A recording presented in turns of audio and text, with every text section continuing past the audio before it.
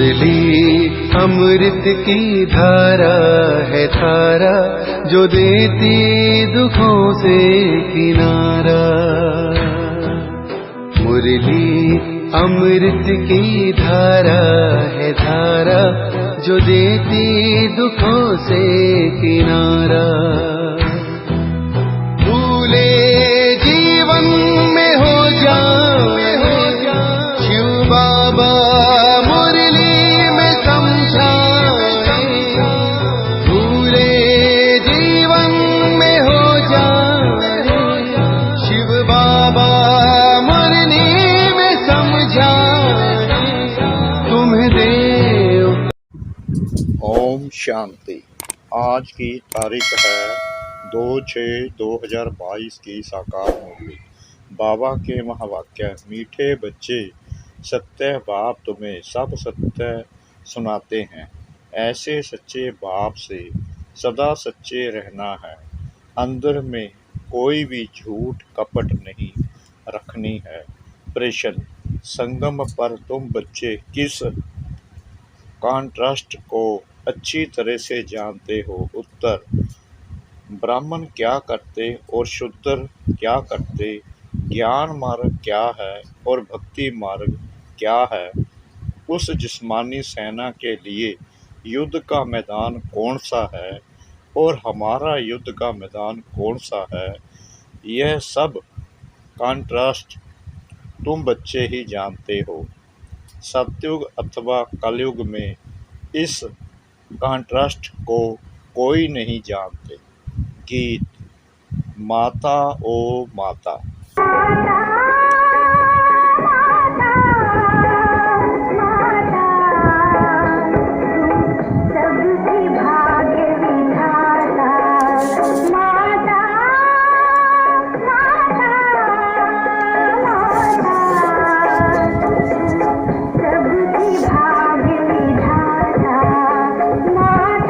ओम शांति। यह है भारत माताओं की महिमा। जैसे परमपिता परमात्मा शिव की महिमा है, सिर्फ एक माता की महिमा तो चल ना सके, एक तो कुछ कर ना सके। जरूर सेना चाहिए, सेना बिगर काम कैसे चले। शिव बाबा है एक, वह एक ना हो तो माताएं भी ना हो, ना बच्चे हो, ना ब्रह्म कुमार और कुमारियां हो। मेजॉरिटी माताओं की है, इसलिए माताओं को ही महिमा दी गई है। भारत माताएं जो शिव शक्ति गुप्त सेना है और अहिंसक है, कोई भी प्रकार की हिंसा नहीं करती हैं। हिंसा दो प्रकार की होती है, एक है काम कटारी चलाना, दूसरा है गोली आदि चलाना, क्रोध करना, मारना आदि। इस समय जो भी जिस्मानी सेनाएं हैं वह दोनों हिंसा करती हैं। आजकल बंदूक आदि चलाना माताओं को भी सिखाते हैं। वह है जिस्मानी सेना की माताएं और यह है रूहानी सेना की देवी संप्रदाय वाली माताएं। वह कितनी ड्रिल आदि सीखती हैं, तुम शायद कभी मैदान में गए भी नहीं हो। वह बहुत मेहनत करते हैं, काम विकार में भी जाते हैं। ऐसे कोई मुश्किल होंगे जो शादी नहीं करते होंगे। उस मिलिट्री में भी बहुत सीखते रहते हैं, छोटे छोटे बच्चों को भी सिखाते हैं। वह भी सेना है, यह भी सेना है। सेना का तो गीता में अच्छा ही विस्तार लिखा हुआ है, परंतु प्रैक्टिकल में क्या है यह तो तुम ही जानते हो कि हम कितने गुप्त हैं। शिव शक्ति सेना क्या करती है, विश्व का मालिक कैसे बनते हैं, इसको कहा जाता है युद्ध स्थल। तुम्हारा युद्ध का मैदान भी गुप्त है। मैदान इस मांडवे को कहा जाता है। आगे माताएं युद्ध के मैदान में नहीं जाती थी, अभी यहाँ से पूरी भेंट होती है। दोनों सेनाओं में माताएं हैं, उनमें मेजॉरिटी पुरुषों की है, यहाँ मेजॉरिटी माताओं की है। कॉन्ट्रास्ट है ना ज्ञान मार्ग और भक्ति मार्ग का, यह लास्ट कॉन्ट्रास्ट है। सतयुग में कॉन्ट्रास्ट की बात नहीं होती। बाबा आकर कॉन्ट्रास्ट बताते हैं, ब्राह्मण क्या करते और शूद्र क्या करते हैं, दोनों ही यहाँ युद्ध के मैदान में हैं। सतयुग व कलयुग की बात नहीं है, यह है संगम युग की बात। तुम पांडव संगम युगी हो, कौरव है कलयुगी। उन्होंने कलयुग का टाइम बहुत लंबा कर दिया है, इस कारण संगम का उनको मालूम ही नहीं है। धीरे धीरे यह ज्ञान भी तुम्हारे द्वारा समझेंगे। तो एक माता की महिमा नहीं है, यह है शक्ति सेना। ऊंचे से ऊंच एक भगवान है और तुम हूबहू कल्प पहले वाली सेना हो। इस भारत को देवी राजस्थान बनाना यह तुम्हारा ही काम है। तुम जानते हो पहले हम सूर्यवंशी थे, फिर चंद्रवंशी, वैश्यवंशी बने, परंतु महिमा सूर्यवंशी की ही करेंगे। हम पुरुषार्थ ही ऐसा कर रहे हैं। जो हम पहले सूर्यवंशी अर्थात स्वर्ग में आवे। सतयुग को स्वर्ग कहा जाता है, त्रेता को वास्तव में स्वर्ग नहीं कहा जाता है। कहते भी हैं फलाना स्वर्ग पधारा, ऐसे तो नहीं कहते फलाना त्रेता में राम सीता के राज्य में गया। भारतवासी जानते हैं कि बैकुंठ में श्री कृष्ण का राज्य था, परंतु श्री कृष्ण को द्वापर में ले गए हैं। मनुष्यों को सत्य का पता ही नहीं है। सत्य बताने वाला सतगुरु कोई उनको मिला ही नहीं है। तुमको मिला है, वह सब सच बताते हैं और सच्चा बनाते हैं। बच्चों को कहते हैं, बच्चे तुम कभी भी झूठ कपट नहीं करना, तुम्हारा कुछ भी छिपा नहीं रहेगा। जो जैसा कर्म करते हैं ऐसा पाते हैं। बाप अच्छे कर्म सिखलाते हैं। ईश्वर के पास कोई का भी कर्म छिप नहीं सकता। कर्म भोग भी बहुत कड़ा होता है। फल तुम्हारा यह अंतिम जन्म है, तो भी सजा तो खानी पड़ेगी, क्योंकि अनेक जन्मों का हिसाब किताब चुकतो होना है। बाबा ने समझाया है, काशी कलबट खाते हैं तो जब तक प्राण निकले तब तक भोगना भोगनी पड़ती है। बहुत कष्ट सहन करना पड़ता है। एक तो कर्म भोग बीमारी आदि का, दूसरा फिर विकर्मों की सजा। उस समय कुछ बोल नहीं सकते, चिल्लाते रहते हैं, त्राही त्राही करते हैं। पाप आत्माओं को यहाँ भी सजा वहाँ भी सजा मिलती है। सतयुग में पाप होता ही नहीं। ना कोर्ट ना मजिस्ट्रेट होते हैं, ना गर्भ जेल की सजा होती है। वहाँ गर्भ महल होता है। दिखाते भी हैं, पीपल के पत्ते पर कृष्ण अंगूठा चूसता हुआ आया। यह वह गर्भ महल की बात है। सतयुग में बच्चे बड़े आराम से पैदा होते हैं। आदि मध्य अंत सुख ही सुख है। इस दुनिया में आदि मध्य अंत दुख ही दुख है। अभी तुम सुख की दुनिया में जाने के लिए पढ़ रहे हो। यह गुप्त सेना वृद्धि को पाती रहेगी। जितना जो बहुतों को रास्ता बताएंगे वह ऊंच पद पाएंगे। मेहनत करनी है याद की।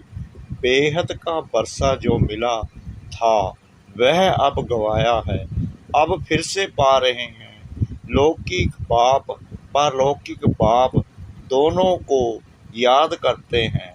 सतयुग में एक लौकिक को याद करते हैं, पारलौकिक को याद करने की जरूरत ही नहीं। वहाँ सुख ही सुख है।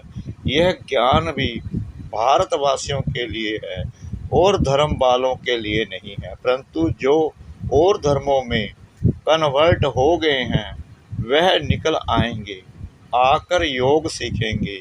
योग पर समझाने के लिए तुमको निमंत्रण मिलता है तो तैयारी करनी चाहिए। समझाना है। क्या तुम भारत का प्राचीन योग भूल गए हो? भगवान कहते हैं मन मना भव। परमपिता परमात्मा कहते हैं निराकारी बच्चों को कि मुझे याद करो तो तुम मेरे पास आएंगे। तुम आत्मा इन ऑर्गन से सुनती हो, मैं आत्मा इन ऑर्गन्स के आधार से सुनाता हूँ। मैं सबका बाप हूँ, मेरी महिमा सब गाते हैं। सर्वशक्तिमान, ज्ञान का सागर, सुख का सागर, आदि आदि। यह भी टॉपिक अच्छी है। शिव परमात्मा की महिमा और कृष्ण की महिमा बताओ। अब जज करो कि गीता का भगवान कौन। यह जबरदस्त टॉपिक है, इस पर तुम्हें समझाना है। बोलो, हम जास्ती समय नहीं लेंगे, 1 मिनट में दे तो भी ठीक है। भगवानुवाच मन मना भव, माम एकम याद करो तो स्वर्ग का बरसा मिलेगा। यह किसने कहा? निराकार परमात्मा ने ब्रह्मा तन द्वारा ब्राह्मण बच्चों को कहा। इनको ही पांडव सेना भी कहते हैं। रूहानी यात्रा पर ले जाने के लिए तुम पंडे हो, बाबा ऐसे देते हैं, उनको फिर कैसे रिफाइन कर समझाएं। सो बच्चों को ख्याल करना है, बाप को याद करने से ही मुक्ति जीवन मुक्ति का बरसा मिलेगा।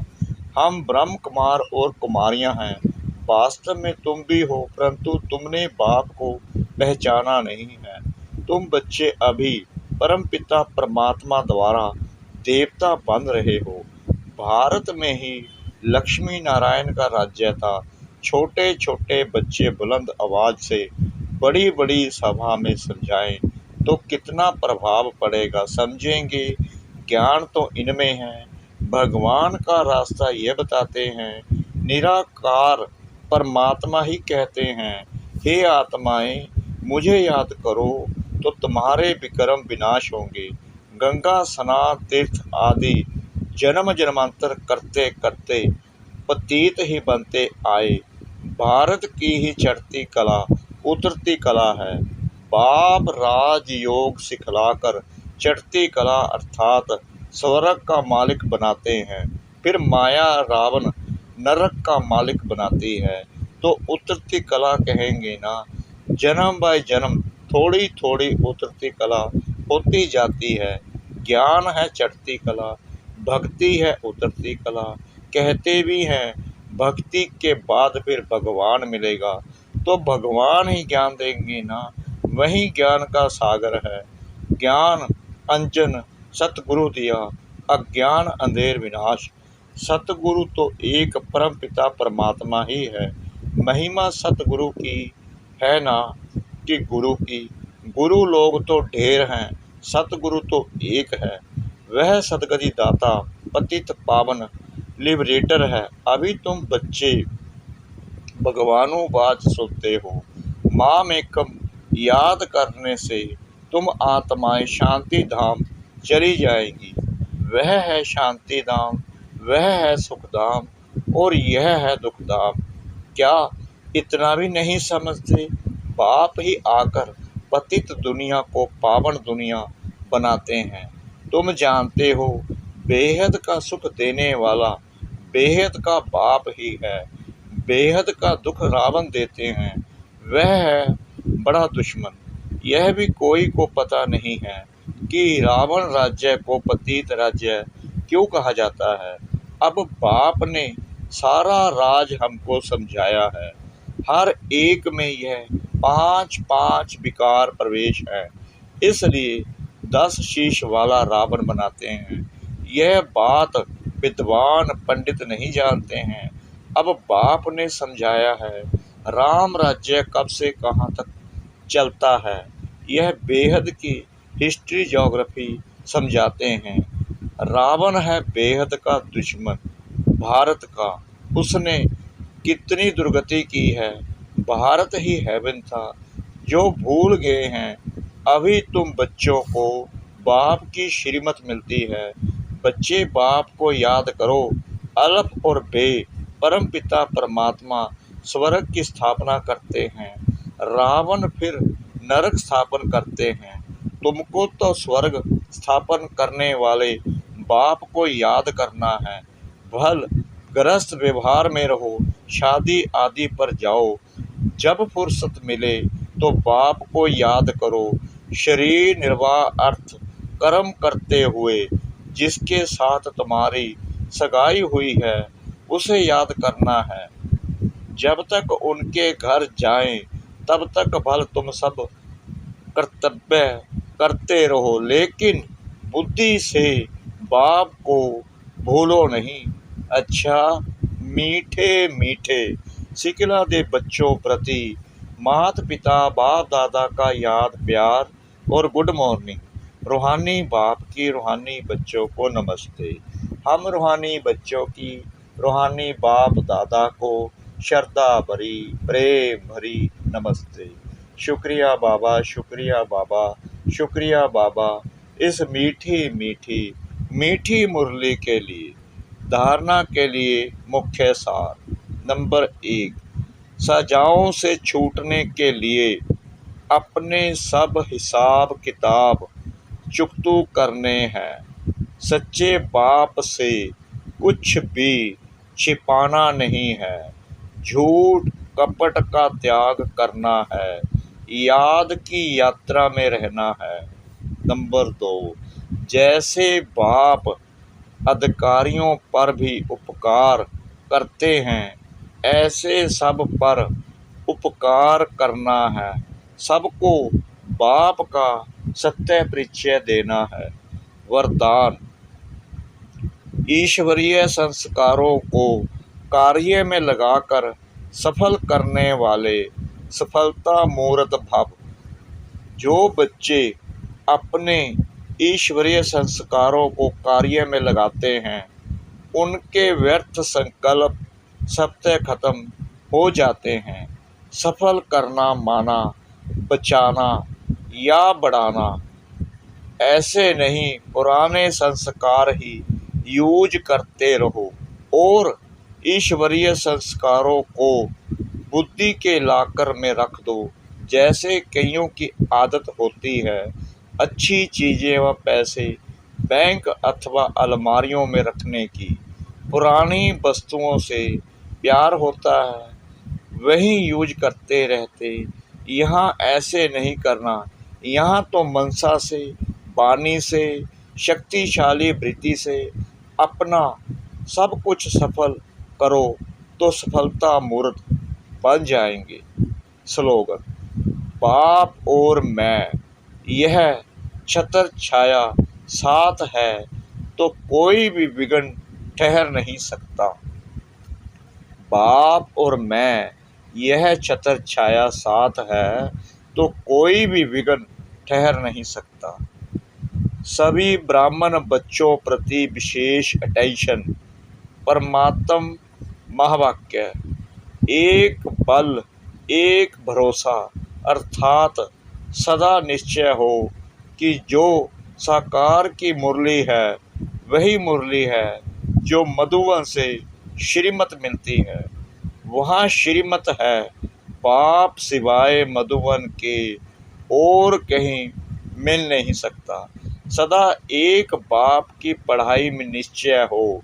मधुवन से जो पढ़ाई का पाठ जाता वही पढ़ाई है, दूसरी कोई पढ़ाई नहीं।